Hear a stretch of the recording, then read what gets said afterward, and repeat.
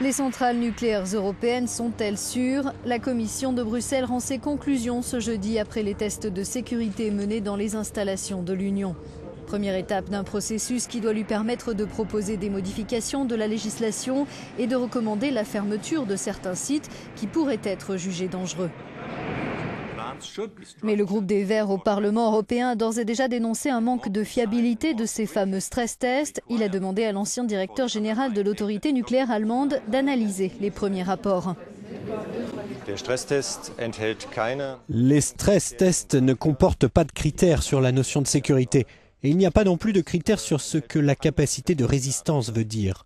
Or, c'est ça qui devrait être justement le résultat des stress tests. Et donc, leurs conclusions seront totalement hasardeuses. La Commission européenne n'a pas d'experts indépendants qui lui soient propres et qui seraient capables d'évaluer ces tests de sécurité. Par conséquent, la Commission dépend des experts nationaux. Mais jusqu'à maintenant, ces experts ont toujours établi que leur centrale nucléaire était sûre. L'eurodéputée écologiste allemande Rebecca Harms alerte de son côté sur les conséquences de ces tests à l'extérieur de l'Union. Les tests de sécurité très peu fiables qui ont été menés en Europe servent désormais d'alibi pour les installations atomiques au-delà de nos frontières et particulièrement au Japon. Ces tests très peu fiables serviront d'excuse pour prolonger la durée de vie des réacteurs au Japon.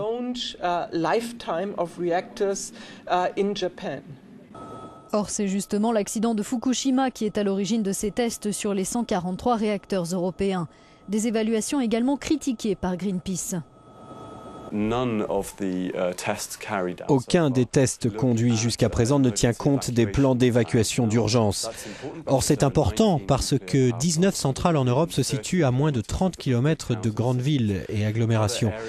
Autre élément manquant, tout d'abord le danger que représentent les crashs aériens, de gros avions qui s'écraseraient sur un site nucléaire, mais aussi le risque d'une défaillance de plusieurs réacteurs.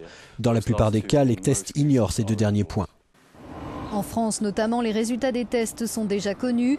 D'après les autorités, aucune centrale française ne présente de risque justifiant sa fermeture, mais toutes doivent sans délai renforcer leur sûreté.